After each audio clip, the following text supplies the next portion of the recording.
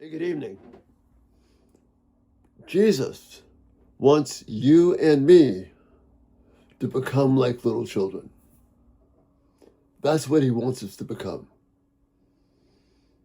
And welcome back to Everyday Talk 24/7. It's Friday, October 24th. Great to be with you. Now think about this for a moment. This is kind of jarring. Jesus wants you and me to become like little children. And every single thing in our culture is the exact opposite. Instead of us becoming like little children, we want to change these children into big us's, big me's, big you's, where they follow our dreams and desires rather than what God has made them to be. There's a dispute happening with the disciples, and so they come to Jesus with a question like they almost always do. And in Matthew 18, we read this. At that time, the disciples came to Jesus and asked, "Who is the greatest in the kingdom of heaven?"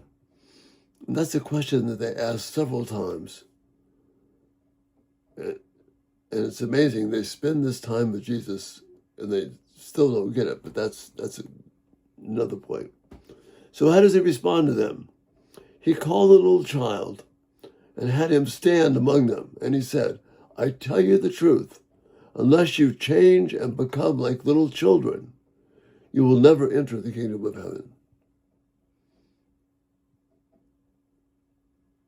That's amazing.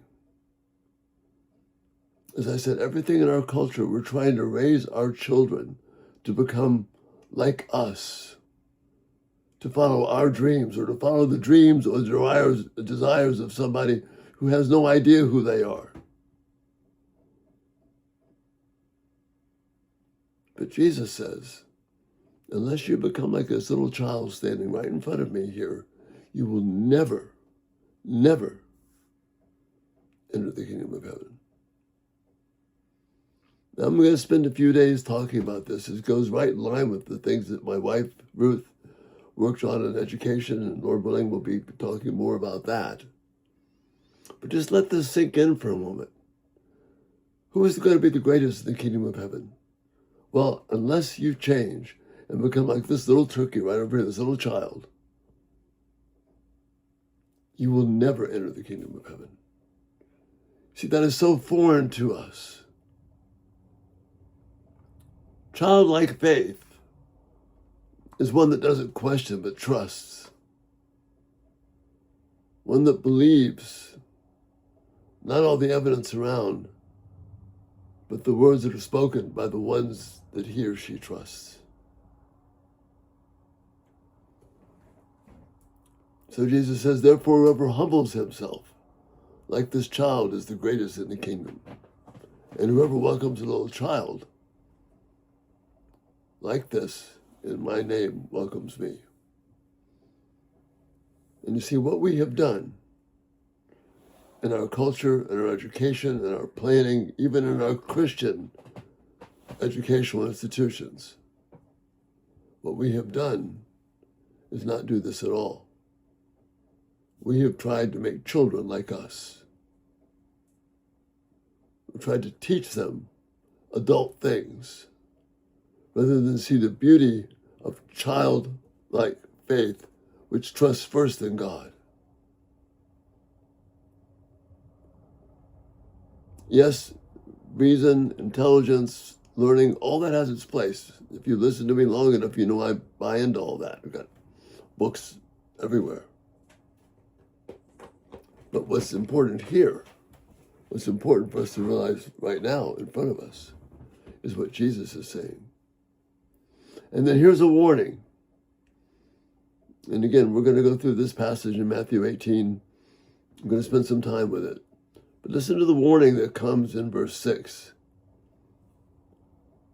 But if anyone causes one of these little ones who believe in me to sin, it would be better for him to have a large millstone hung around his neck and to be drowned in the depths of the sea. Millstones can be 500 pounds or more. That is a gruesome death. That's how strongly Jesus believes that we must treat children in this way. We must view them as what we must become rather than make them be like me. Our educational system wants to take that childlike faith, destroy it, and cause them to be able to reason on their own, to think like adults, and to fit into the system. And we're going to be talking more about this. And Jesus says if we do that, a horrible fate awaits us.